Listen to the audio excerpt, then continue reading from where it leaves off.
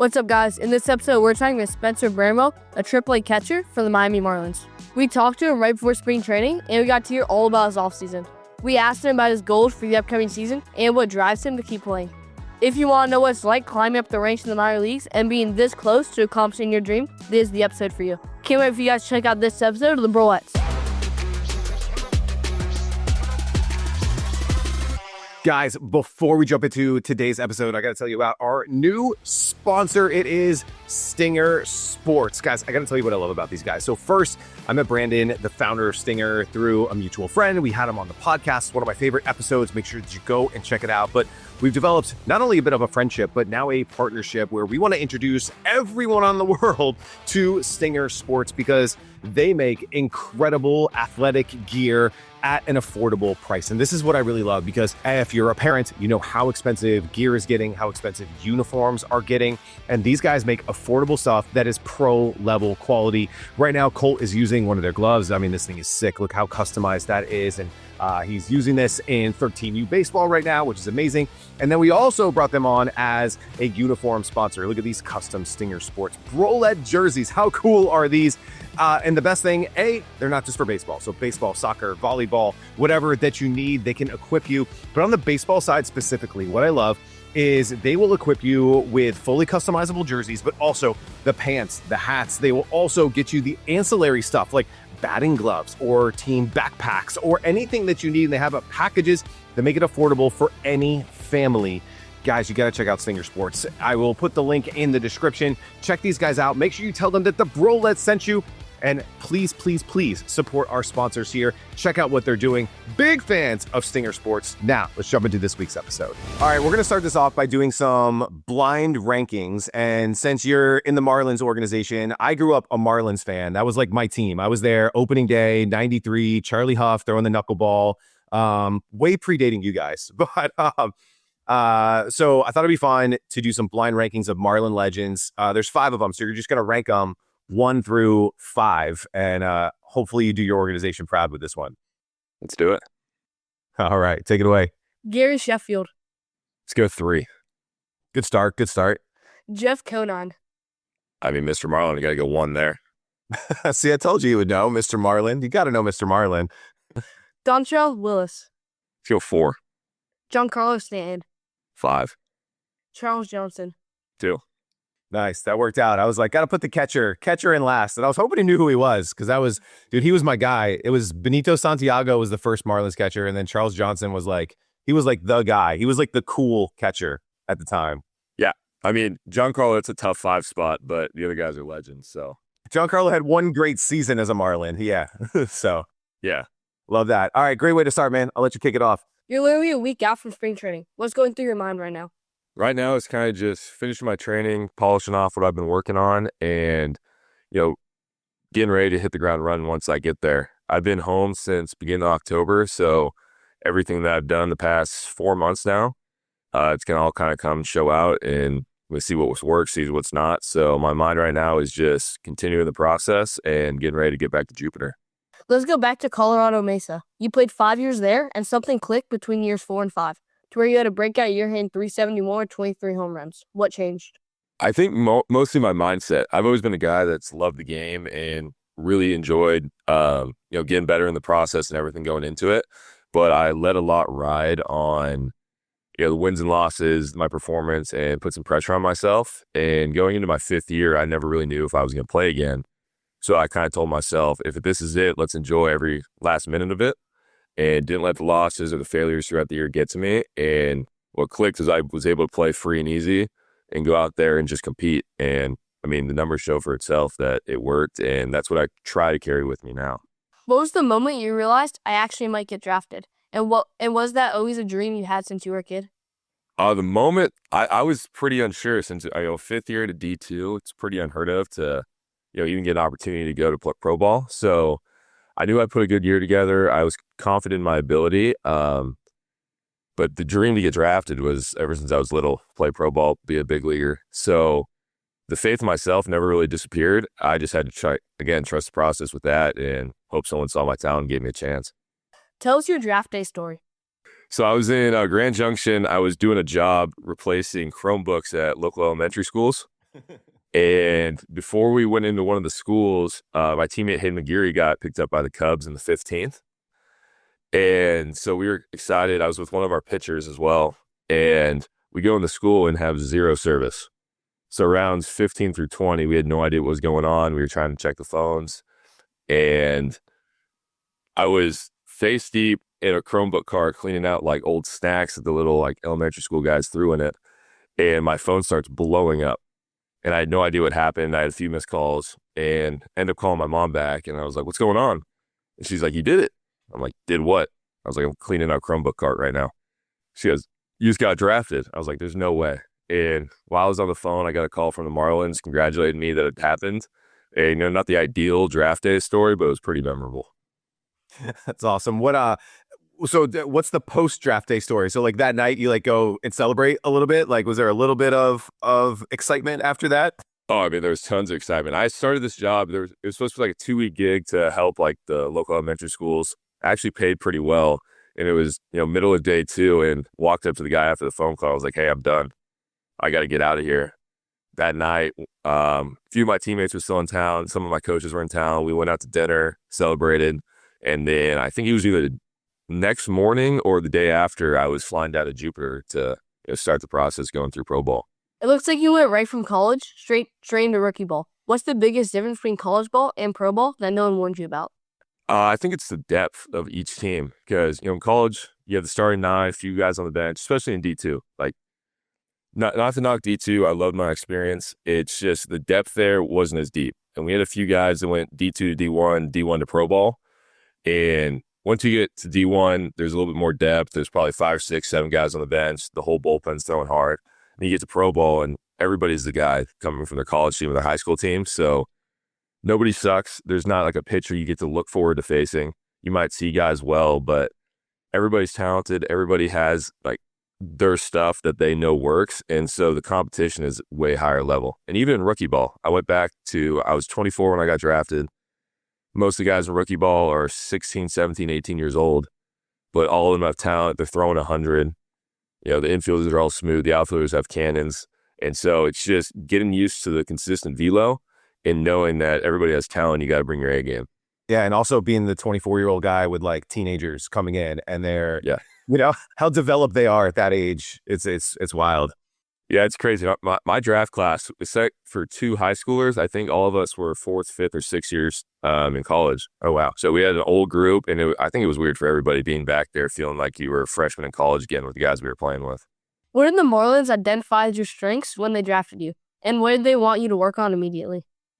Strength-wise, I always had a good arm, and the power showed in my last year of college. So that was real positive talks going in. But immediately when I got there, it was how to adapt to the consistent velocity at the plate.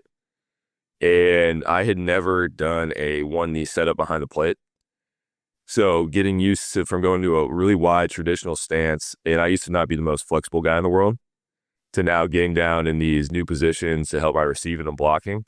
So I think that was the main focus.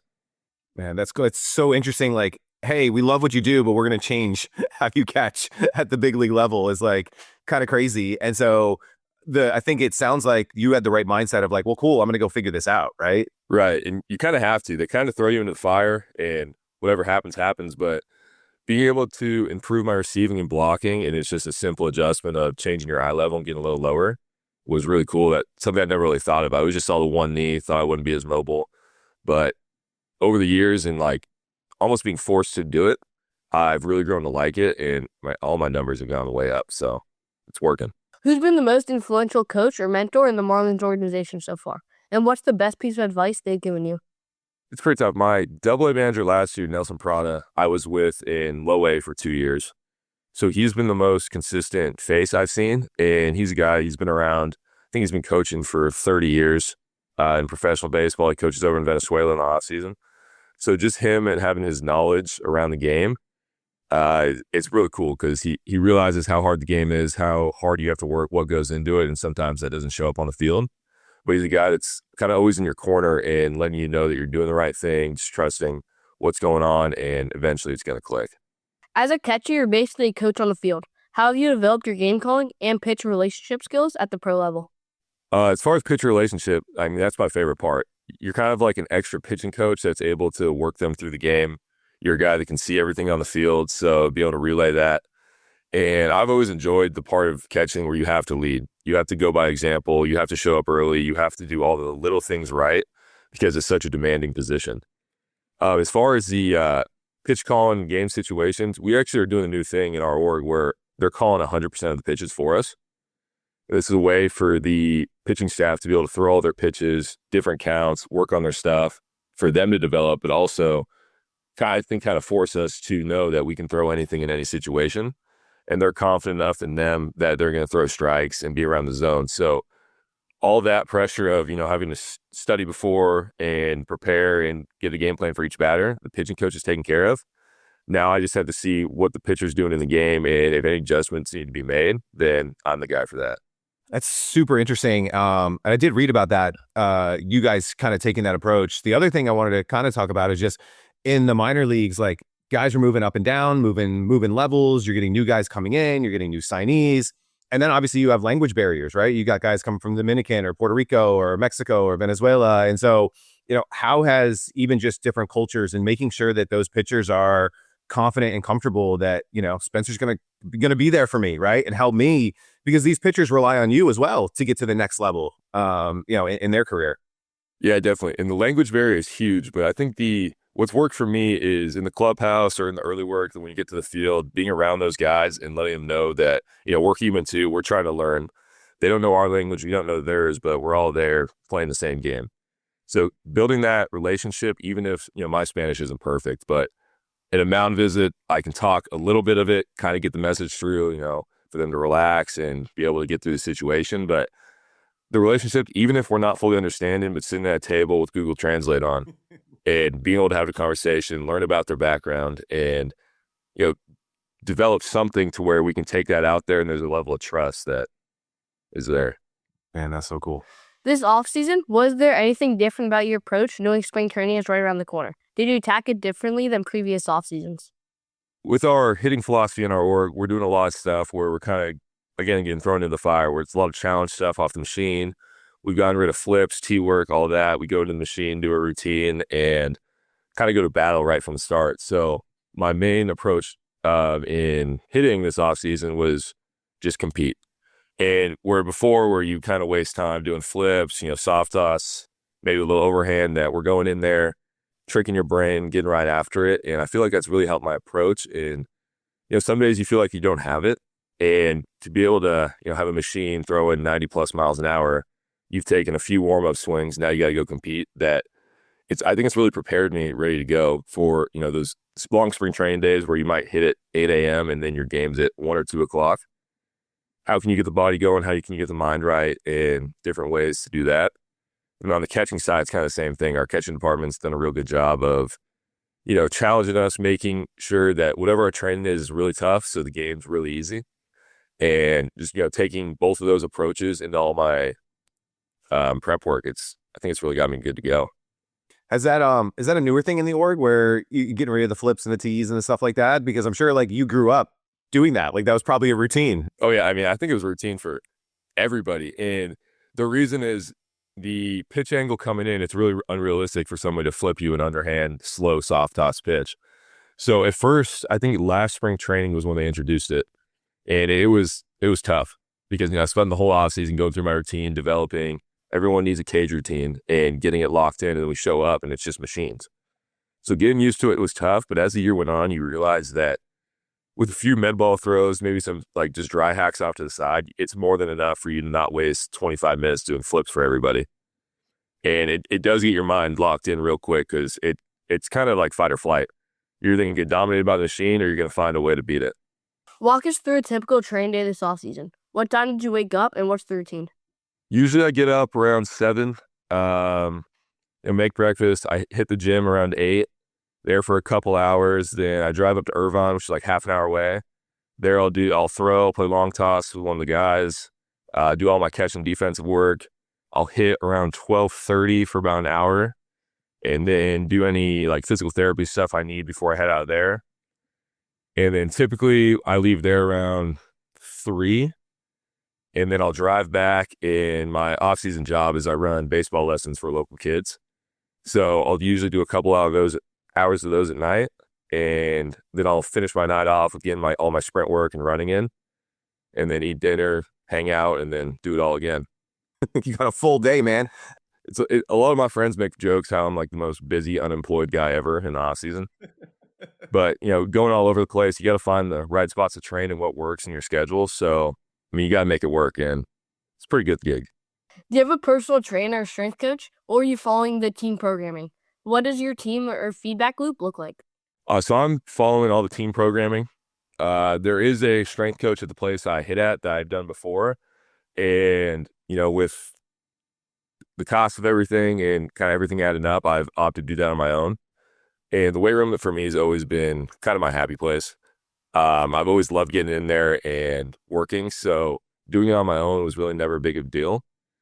And for them, it's focusing on a lot of strength, speed, power, all the basic stuff for an athlete. And how they've set it out, we have an app that we look at, and each day is documented with our sprint work, our warm-ups. It's basically all the work's done for you. All you got to do is show up. So being able to have that, it's like really good to have in your pocket. And then being able to add also the stuff I like to do in after that, all in one spot, has got me ready to go.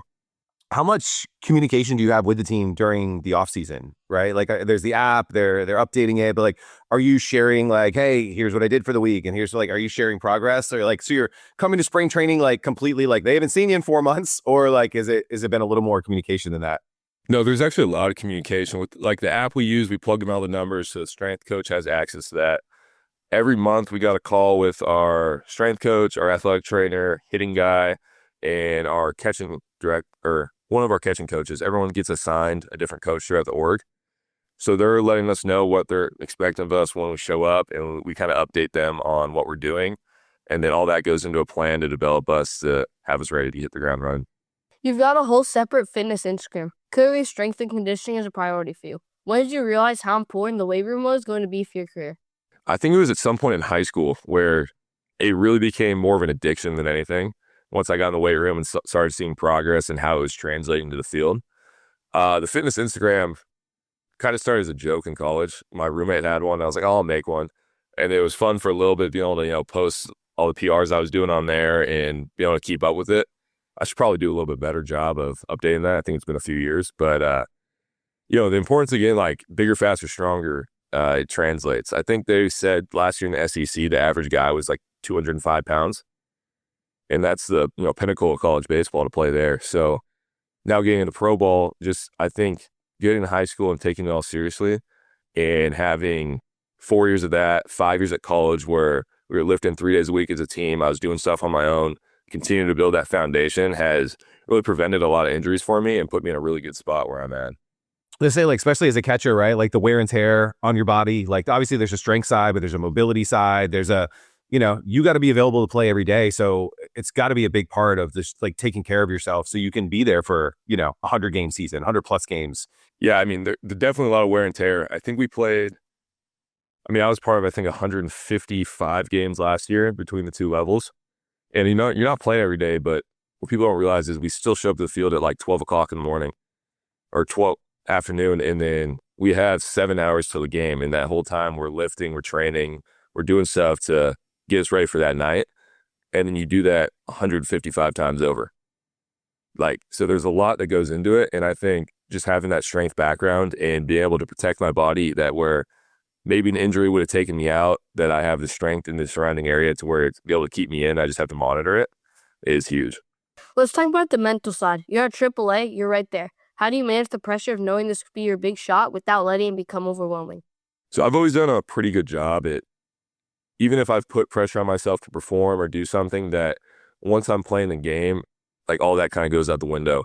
I'm not really a guy that gets nervous or, heart rate starts going in different situations. So once I was up in AAA, my original role was, just be there as a third catcher, help out, catch pens, and then ended up getting a few opportunities to hit. And then I think I started one game there. So being able to just take that opportunity as it comes and look at it as another game is big for me because, at the end of the day, you're either going to have it or you don't. and putting the extra pressure on yourself to perform or be perfect isn't going to do anything. Where I've always taken the approach, if I go out there and give 110% of whatever I have, somebody's going to notice, I'm going to get a shot, and it's going to make all the training and preparation worth it. We heard from Ryan. We need to ask you about why you point up. What's the story there, and what does that mean to you?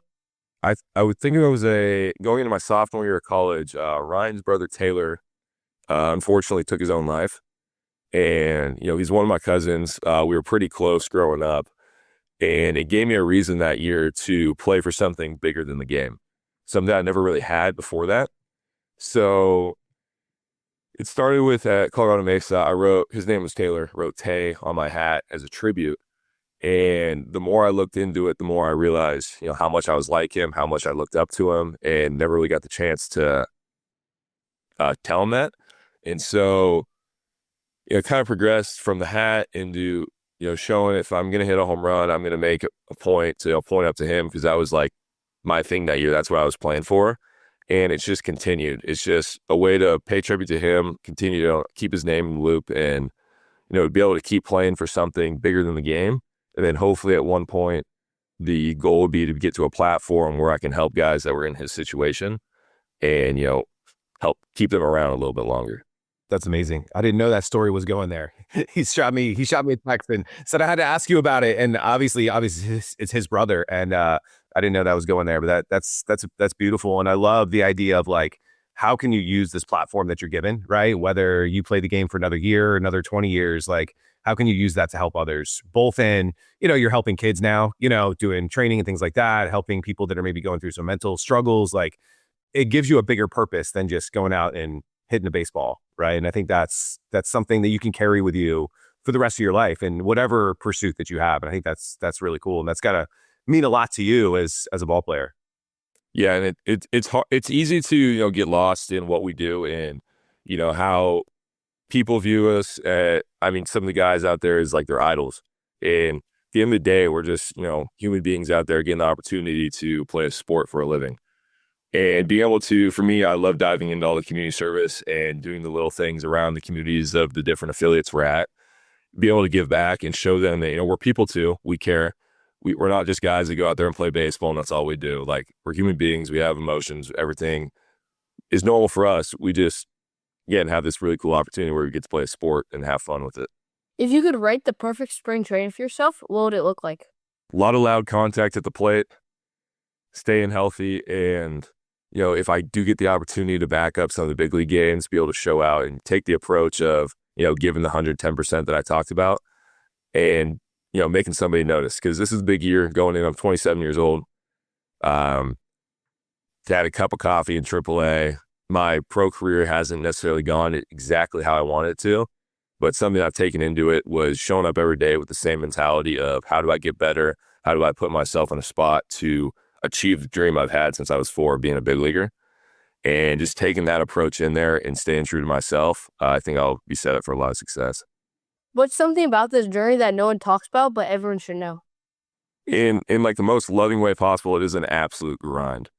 Because usually you talk about the grind, how, you're going to have the ups and downs, you're going to have the long days, and all of that's true. Because we're going from mid-February to early October. And through spring training, we have a few off days. During the year, we have every Monday off. But, those weeks get long. Those days, a lot of days get long. If something's not going right at the field, it's how can you show up every day and compete? And be able to keep, that mental toughness of, I'm here for a reason. I'm good enough to be here. And how can I get through, some of the dog days in the summer where it's 110 degrees on the turf. It's hot as outside. Playing in Florida, the humidity is the biggest factor. But how can you get mentally prepare and get into the game and be able to show out? Whether you're starting, you're coming off the bench, even if you're not playing that day, how can you get better and continue to do that over a 150-plus game season? What would make this year's success to you? Obviously, you see the numbers on paper, and if someone were to look at my name, it's not impressive. But being able to, continue to stick to my approach and believe that something's going to come of it, something's going to click, and be able to go out there and, make a name for myself in the game. So to be successful this year, I think it's just whatever I've been working on, trust it. The good days, the bad days, whatever, go out there and compete. that's my favorite part of the game, is being able to go out there, compete, and have fun playing ball. And if I remember that, just like in my 5th year of college, have fun, be carefree, go out there, and whatever happens, happens, and be able to keep that mindset without driving myself crazy. I think that's going to make me pretty successful this year. That's like the best answer, because those are the things you can control. You can control if you compete, if you show up, your effort, your attitude, like all those things. You can't control the center fielder making a diving catch on a ball that you smoked, right? And so I think controlling the controllables and allowing the cards to fall where they fall is that's the only approach, right? Because if you're like, all right, I want to hit 30 home runs this year, I want to have 80 RBIs, like there's things out of your control there. And so just that competitive mindset, I think is so important. And it sounds like that 1 year in college, going back to even the start of this interview, it's like something flipped, right? Where you're like, I'm just going to play loose and I'm going to compete. Was there anything that like made that switch flip for you? Was it some, talking to your parents? Was it, a coach? Was it you read a book? Was it, or just like woke up one day and you're like, screw it, like this is year 5, let's go play? Like, what was there anything that like made that switch? Because I think so many people, a lot of, I see it with his group, is just like they put so much pressure on themselves so young that if I don't throw a perfect game today, like at 13, 14, 15, like, which is crazy, right? But how did that switch for you? A big part of it was saying, screw it, it's year 5. If this is the last ride, let's have fun with it. But also my head coach at Mesa, Chris Hanks, throughout the years, he does a real good job at developing players. And he has a few of these sayings that kind of stick with me. And one of them's, when the game finds you, make sure it finds you ready. And whether that's you're coming off the bench, you're coming off an injury, you don't play a lot, or you're in the game, the ball's going to be hit to you at some point, and make sure all the preparation you do is leading up to that moment and you succeeding. So being under his, watch for 5 years, he watched me grow as a player from, like a skinny little high school kid to me, becoming a young man and being able to develop my game and continue to progress. So him saying that, and again, just kind of saying, screw it, like, let's go, kind of blended my two personalities of really wanting to succeed, but also not putting pressure on myself to do everything perfect. Because, once the first pitch goes, you can't train any harder. You can't go back and change, what you did at practice the weeks before. So how can you be where your feet are is another thing where he said, take it one day at a time and be able to go out there. And if it's a practice, how can you get better? If you have 70% that day, how can you give 100% of that 70% and make sure it's just not a throwaway day? And then having 5 years of that build up of seriously taking all the training days seriously, I think it finally showed on the field. Something clicked where it showed that I was showing up even when I didn't want to or didn't feel like it. And, that made the good days really good and allowed me to compete throughout the whole year. Nice. Well, we're hoping, we're rooting for you to have another one of those seasons this year, man. When you get that shot, I think that's going to be great. We're going to wrap this up with some rapid fire questions. So just don't overthink. First thing kind of comes to your mind. We'll have a little fun with it, and I'll let you take it away. Where's the coolest place you've gone to play? Ecuador. Ooh, what was going down in Ecuador? It was like a tournament I think I was in 7th grade. My club team got a chance to represent USA for it, and so we got to go to South America in the middle of the school year for about 10 days. It was pretty cool. That's the best. Love that. What's your favorite pregame meal? Steak and probably potatoes. You guys are eating good at AAA. Oh, yeah. I had a pretty good spread up there. Leg day or arm day? I like leg day. It doesn't show that much, but I like it. What is the best piece of advice you've gotten from a coach or mentor? Play free and easy. Again, that came from Chris Hanks. It's go out there, trust your training, get out there and play. Like it's a game. At the end of the day, the results really don't matter. He always said we don't have to win today, but we have to compete. And so being able to take that and go out there and play has been huge for me. Tell us about your gear. We've had Bill Roy from the Savannah Bananas on talking to us about Iron Man themed catcher's gear and leopard print. What do you love about your gear and anything unique to you and your setup? So I use this stock all-star gear. Got a black pair for home games, gray for away. Nothing too exciting. The coolest thing about my gear this year is I worked with Pioneer belts and got a few Cars-inspired belts. So I got a Lightning McQueen and a Sally one with kind of like the highlights of their cars. So I think that's going to be my standout gear this year. That's awesome, man. And in AAA, is what belts, batting gloves, gear, that's pretty much the only thing you can customize. Yeah, some guys are pretty loud with their cleats. I use eBay pretty often to get some cool pairs. But yeah, I mean, sticking to the uniform, and I'm not a guy that likes to go over the top with that stuff, but if we're wearing the red uniform, I got a little Lightning McQueen going on my belt, like, I think it's going to look pretty cool. That's awesome. Didn't have this one written down, but like along those same lines, like minor leagues have like some of the craziest nights, Star Wars night and this and that, like any just memorable jerseys or like crazy nights, theme nights that just you'll remember. Maybe you still have some of those jerseys, or maybe they stole them from you to, throw them in an auction somewhere. But yeah, they definitely auctioned a few off. I bought a few, and a few of my friends have bought a few that we had a pretty cool Hawaiian shirt one that we wore when I was in low A. This year's Star Wars night was a Chewbacca themed one with all the hair going on. But I think my favorite alternate was in Pensacola. Every Thursday we were the Mullets, which is a fish up in that area. And so we had mullets coming off the back of our jerseys. There were these loud blue, pink, green things going on. And I think it was personally the best fitting jersey I've had in pro ball. So I really look forward to Thursdays. Man, that's awesome, man. Well, we appreciate you doing this. You got 3 days before you head out to Jupiter for camp. We wish you nothing but the best. Hopefully we get down there and get to yell at you from the bullpen and throw you some peanuts or something and have a good time. But hope you have a great season, man. We really appreciate you doing this. I appreciate you guys. Thank you.